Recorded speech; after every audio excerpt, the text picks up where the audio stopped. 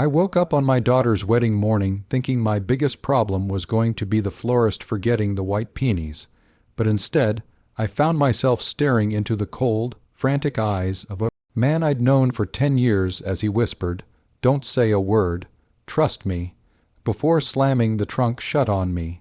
There I was, the mother of the bride, shoved into the back of a black sedan in my silk robe, while the sun was barely peeking over the horizon, listening to the muffled gravel crunching under the tires as we sped away from the very venue where my daughter was supposed to say "I do" in just 6 hours.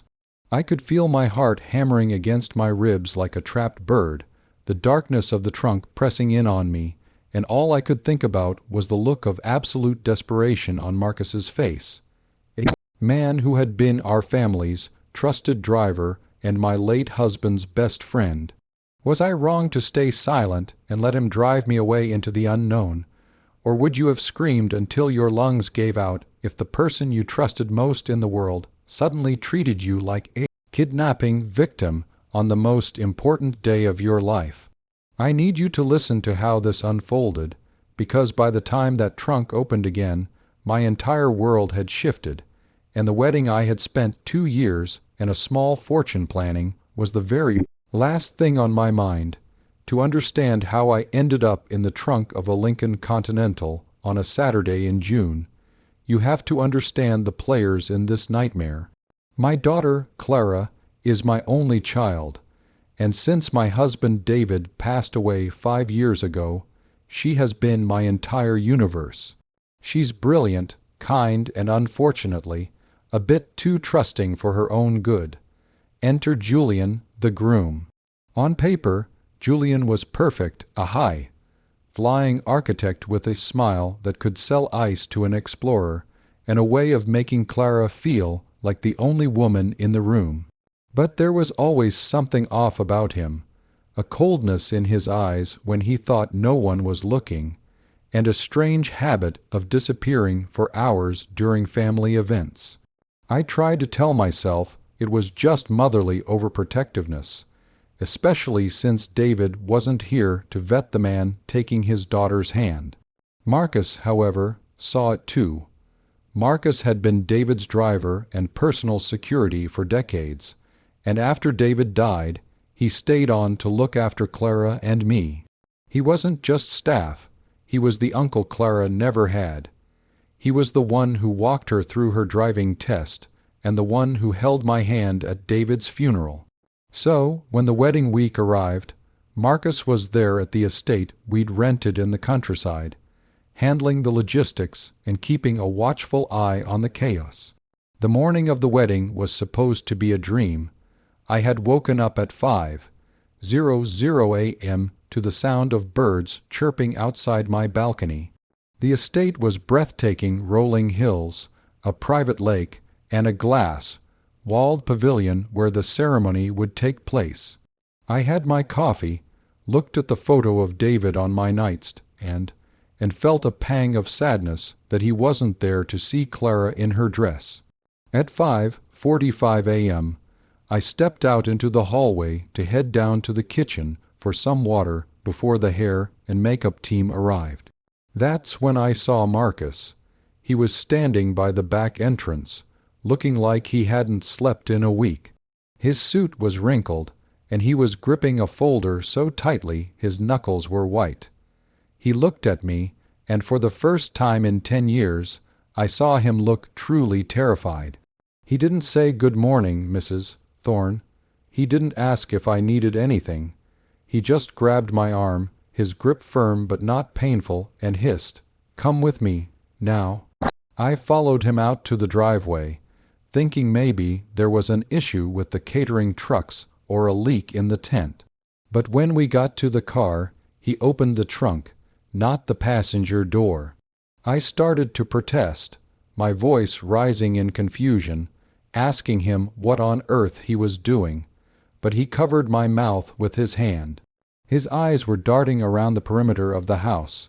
He whispered those words that have been looping in my head ever since. "Don't say a word. Trust me. If they see you with me, it's over."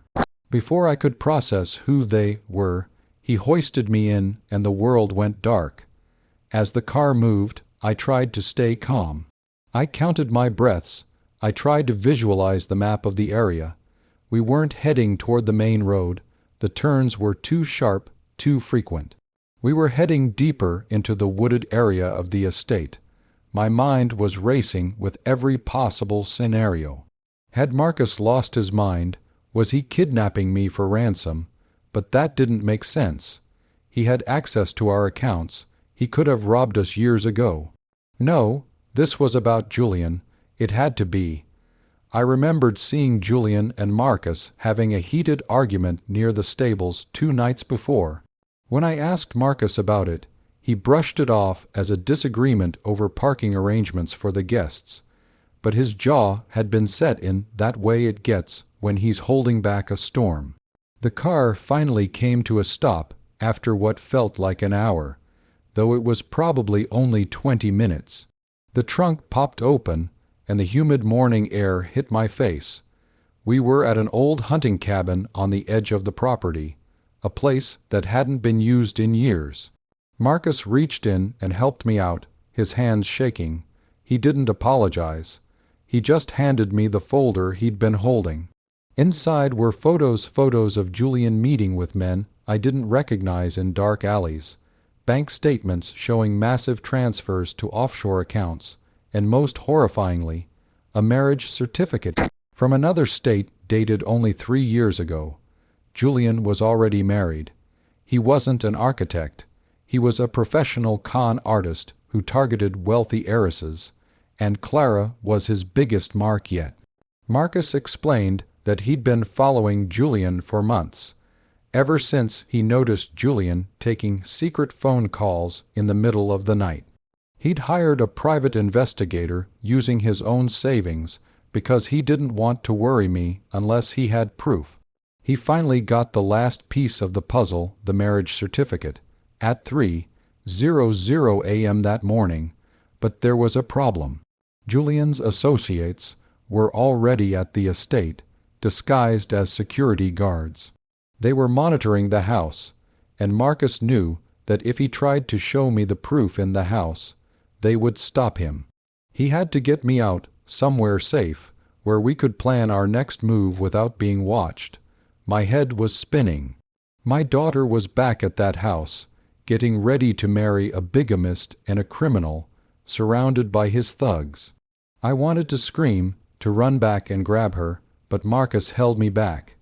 He told me that if we just rushed in, Julian would play the victim, the guards would intervene, and Clara, who loved him, might not believe us without a scene that could turn violent.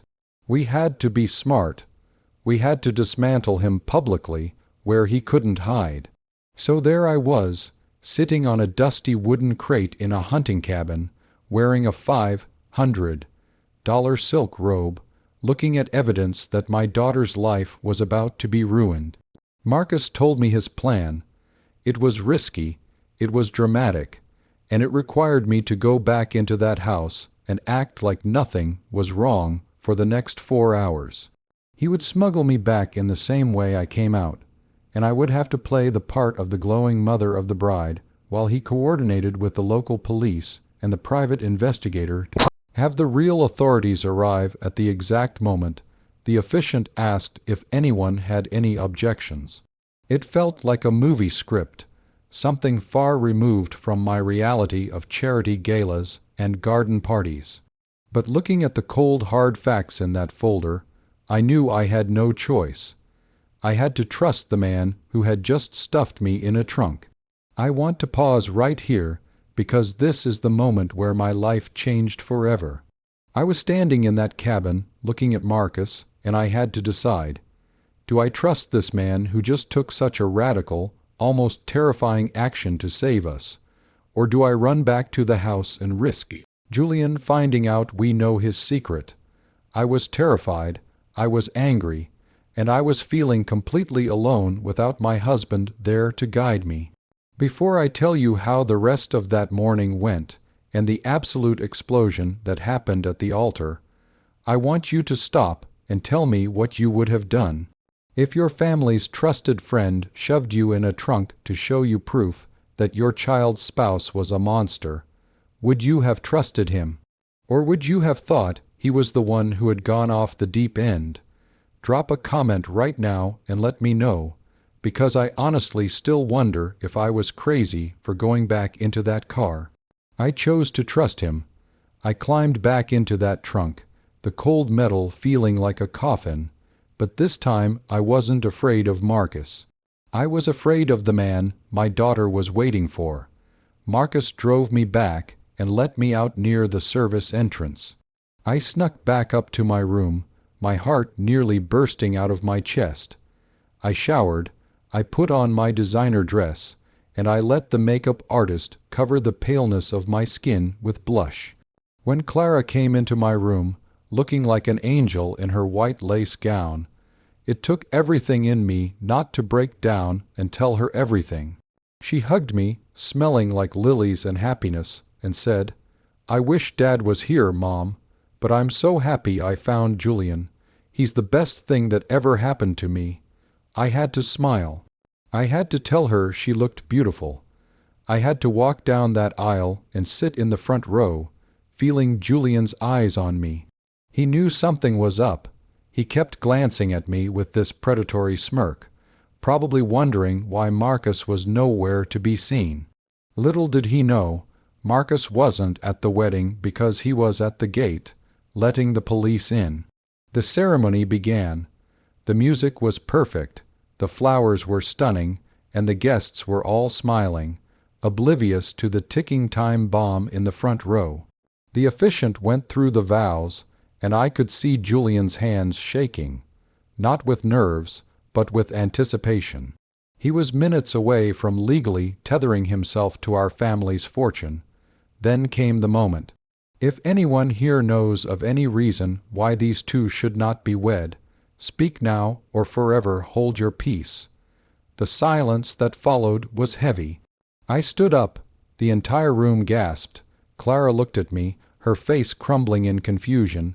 "Mom, what are you doing?" I didn't look at her. I looked straight at Julian. I didn't have to say a word, because at Kuge's exact moment, the heavy oak doors at the back of the pavilion swung open. Marcus walked in, followed by 4 uniformed officers and a woman in a plain suit holding a stack of papers. Julian's face went from confusion to pure, unadulterated rage in a split second. He tried to grab Clara's arm, to pull her away, but Marcus was faster. He stepped between them like a mountain. The woman in the suit was Julian's actual wife. She had flown in that morning after Marcus's investigator tracked her down. The look on Clara's face when she realized who that woman was. It's a look that will haunt me until the day I die. It wasn't just heartbreak. It was the sound of a person's entire reality shattering. The aftermath was pure chaos. Julian was arrested on the spot for fraud and bigamy. As it turned out, he had several active warrants in other states for similar scams. His security guards vanished the moment they saw the police, realizing the game was up. The wedding guests were ushered out, and the beautiful pavilion became a crime scene. Clara spent the next 3 days in a catatonic state, wrapped in David's old cardigan, sitting on the sofa. But as the weeks passed, the shock turned into a fierce, quiet strength. She realized that Marcus hadn't just saved her money, he had saved her life. We found out later that Julian had taken out a massive life insurance policy on Clara just a week before the wedding. He wasn't just planning on taking her money.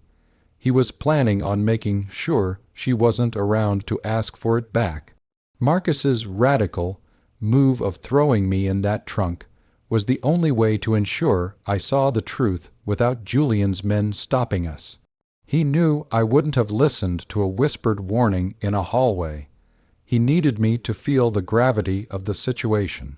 Today, Clara is doing much better. She's traveling, rediscovering who she is outside of the shadow of a conman. Marcus is still with us, though I told him if he ever puts me in a trunk again, he's fired. We laugh about it now, but it's the kind of laugh that comes from surviving a wreck. I learned that sometimes the people who love you have to hurt your feelings or scare you half to death to protect you from something much worse. Trust isn't just about being polite. It's about knowing who will stay in the trenches with you when the world turns dark. If I hadn't trusted Marcus's desperate silence that morning, I don't want to think about where Clara would be right now.